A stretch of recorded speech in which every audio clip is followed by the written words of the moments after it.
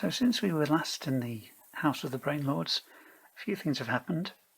One of which is I sold Fantasy Age, but don't tell anyone. And I discovered in one of our recent games that using the illustrated battle mats helped me a great deal in choosing what to do during combat. You know, rather than just having a stone grid, having bits of furniture on the map helped out. Gave my character some options about how to fight the baddies, what tables to jump on, that kind of thing. And so I'm going to try and use those while still using Table Fables 2 to generate the dungeon. So we fought the were-rats and we are at the door to the next room, which we are opening, hopefully. We need a D8 and it is unlocked, 1 to 5. So we open it, and what do we find? We're going to roll a d20 on this chart here. 8. It's a library. Okay. Now I won't use my usual Dungeon Rooms library. I'll use the ones from Halls of Horror. I'll quickly show you the box. There we go. Some more Games Workshop goodness. So from the 80s. So we are in this new library here that we found, and are there any monsters? Okay, an event might be too specific for this, but let's see. D20, sorry. 18. Event or encounter, page 64. So we need a D100. 96. Try and make it make sense. The characters encounter a couple of mercenaries. They approach the characters asking if there is a surgeon among them. That I did not expect. Well, if they require a surgeon, then I wouldn't have thought these two would be wondering about if it was one of them who was injured. We're talking a sort of serious injury, so one of their companion, who they came in with, is injured, and we're going to try and help. Now, we shall ask them, what brings you beneath the mansion? And we're saying that in a sort of way, we know why we're here. Are you here for the same reason? And as they're mercenaries, they've been called in perhaps by a member of the town council who is immune to the Mind Flayer's influence or magic somehow. Perhaps they have some kind of perhaps they have a magical item which prevents the crystal that the Brain Lord is using from affecting them. So they have been brought in by that person on the town council. So let's say, come on, Brain. Lady Elderby, that's who brought them in. She has a necklace which prevents mind control from affecting her. So she's not affected by the crystal, and she's brought these mercenaries in to do the same as our other two colleagues were brought in to do. So we're going to rush through here and find who is injured, which of their companion requires the assistance of a surgeon. So this next room is 13. Probably an armory, because maybe it was a fortified manor house back in the day. So we've got one of those, and in this armory we find their injured companion, who is a thief. So here's the thief, who was probably meddling with this large crossbow and perhaps was injured by it. So can we rush over here and try and use a bit of first aid? Now, what have we got to play with? Intelligence, maybe? We don't get, neither of us get a bonus, but would it be wisdom?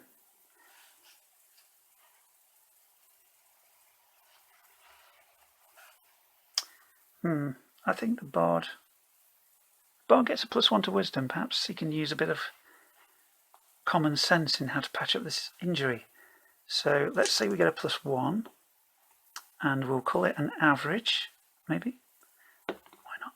5 is a success. So we patch up the thief sufficiently to stop them bleeding out and help them to recover a bit.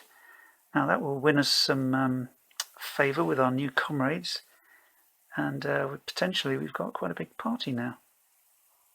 So perhaps these other 3 adventurers, or mercenaries, came in through a different entrance and were taking quite some time, and so Lady Elderby panicked and got our other 2 colleagues in to find out what happened to them, and to complete the mission, but also because she thought that the other 3 adventurers may have been defeated in some way. So they haven't been. They were just taking their time, and one of their mates got very badly injured.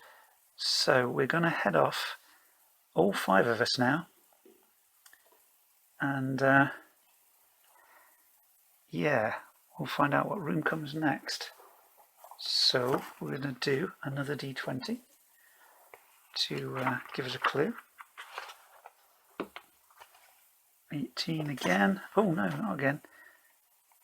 Actually, I'm going to go with crypt because we found out in the previous video that there were some like bones and things and remains. So perhaps this is the mausoleum of the original family who owned this mansion that we're about to enter. So I think the cleric and the knight are going to enter first, just in case. And we shall look for the area contents, see what we get. Number 4, that is empty, which is a shame. So we need to head through here. Let's roll the D3, see how many exits there might be. 2 exits, one to the left, one to the right maybe. Let us head to the left and find out. Well, could we do a search? Is it worth it?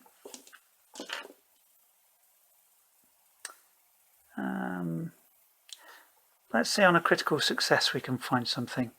So let's just roll the D6 and see how we go. Oops, that's 5. That's not a critical success in the easy to average mode. So we don't find anything of interest here, and we move on to the next room, which is a 13, and that means armory or confessional. I'll re-roll that because we've had the armory already. Okay. Yeah, this chart's not churning up armory, confessional. I guess there might be some temple attached to this mausoleum or some kind of chapel, so that would make sense for that. So if I roll on the chart, I get an 11, and that is an enemy encounter. So we go to page 43 of Table Fables 2. Okay. I'm going to roll in White Box and try and find what random enemy might be in this dungeon area.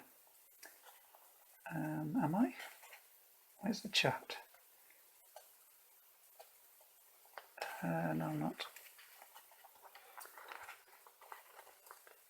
What could there be with a brain lord above it? We've had were-rats.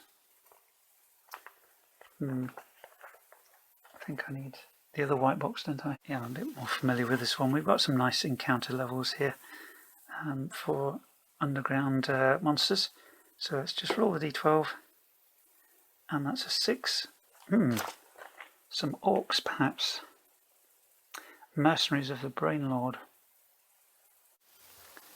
So if they're in a temple, then one of the orcs, possibly this one, who is barely a quarter undercoated, is a shaman. and he has a spell. Perhaps he's got magic missile or something.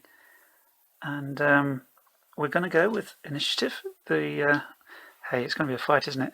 The green die is the orcs, and the orcs go first. That's really bad. Gosh, we're in trouble. Right, I guess they're going to spread out and try and take us all down. I guess the shaman might cast his spell first. Let's 1, 2, 3, 4, 5, 6, 5. See if he tries to hit with a magic missile. He tries to hit the cleric. In fact, he does hit the cleric. And if I'm not mistaken, in this one, I guess it will be D6, wouldn't it?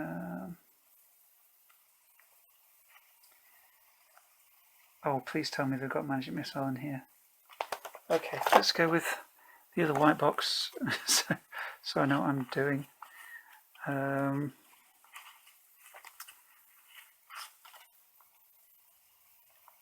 Oh, it's one of the is it under the OGL? Surely not. Of all the spells in all the world, you had to take away that one. Okay, he's got some other spell.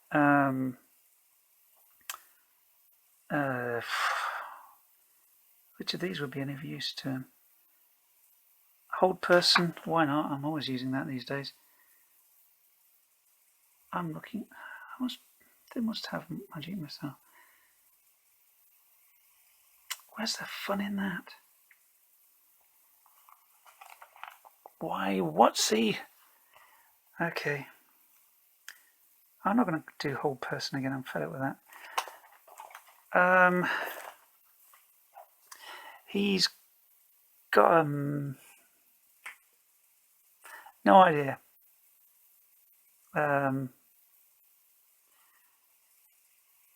Oh, he's just got a big stick. Right, this guy runs into the dwarf. He rolls and misses. This guy charges in towards the bard. Wow, no fumbles in this. This guy's going to make his way to the thief. Oh, you swine. Okay, he rolls a d6. And the thief is out. He's had a bad day in one shot. Okay, the other one, well, I guess he's going to get to the cleric and leave the shaman to attack that guy. Attacking the cleric, that is a hit. Yeah. 3 damage to the cleric. These aren't. I just rolled up rough stats for these guys, they're not very tough. And the shaman. 13, 14. Yeah. He's going to hit the fighter.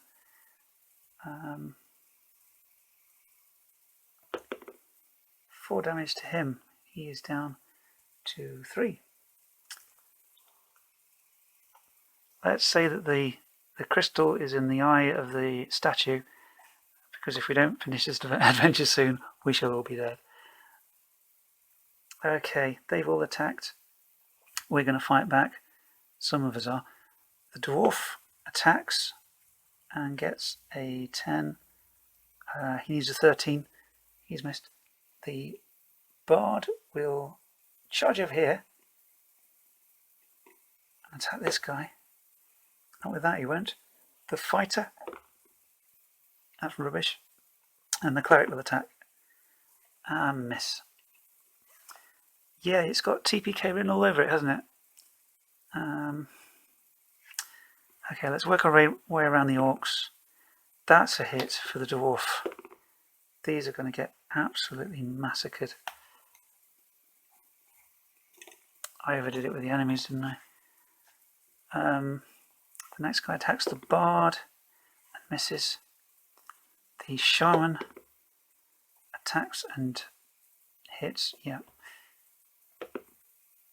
He is down to 1. And he attacks the cleric and a miss. And this guy is probably going to attack the cleric, why not? And he misses as well. We are not doing any good at all.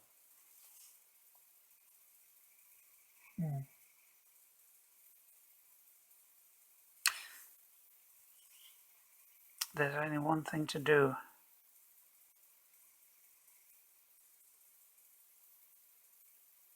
The bard is going to run for the statue, and the orc is going to have a swipe at him and miss, fortunately. He's going to run up to the statue and try to grab the crystal. The fighter will attack the shaman. Not like that, he won't. He swings his mighty axe and gets nowhere. His axe is battered away by the shaman's weapon, which is a curved sword. And the cleric attacks one of these guys and hits with a 2 damage. So that's first one to get hit was number 5, let's say. Let's just work our way up apart from the shaman. So there's 1 down. Okay.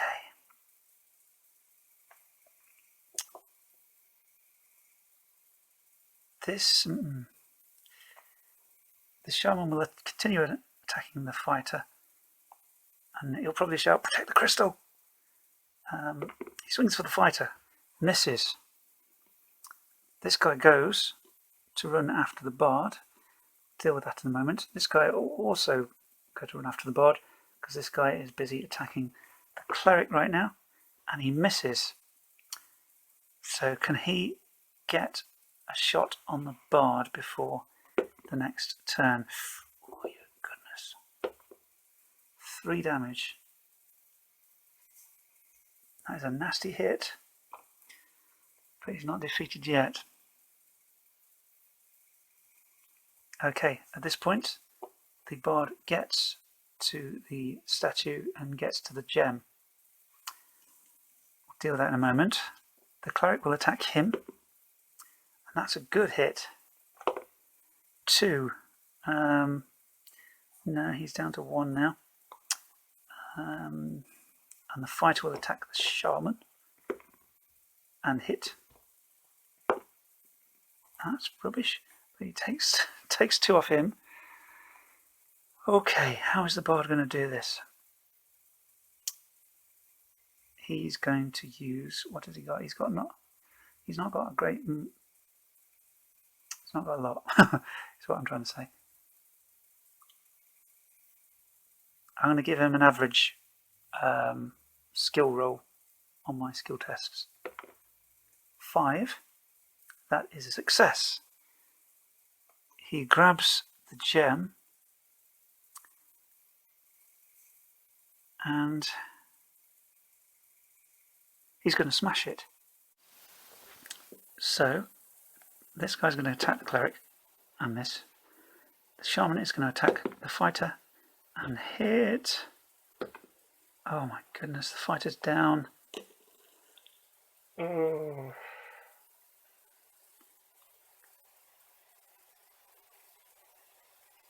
All is not lost. Oh dear. This guy is going to try to get up at the bard and miss, fortunately. Okay, I have a plan. It's not a good plan, but it's a plan. The cleric will disengage and run to the door, pushing his friends before him, and the orc will get an opportunity attack, and that is just enough actually. 2 hits on the cleric. Yeah, the cleric's down.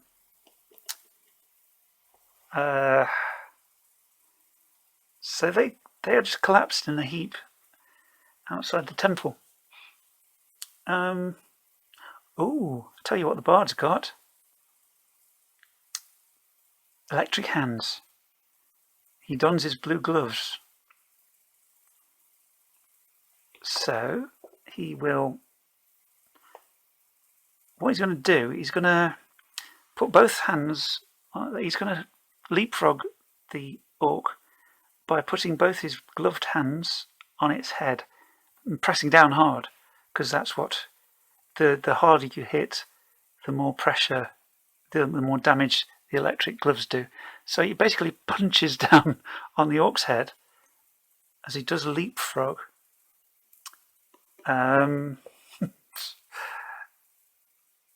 Okay, I'll do it to hits, maybe 10. That's not good enough. So he doesn't really do much damage to the orc, but he does jump over him on this ridiculous thing. That guy wasn't looking. He's kind of not expecting him to be there.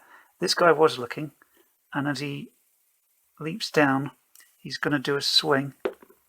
Please don't kill him. 11, 12. His AC is just 12.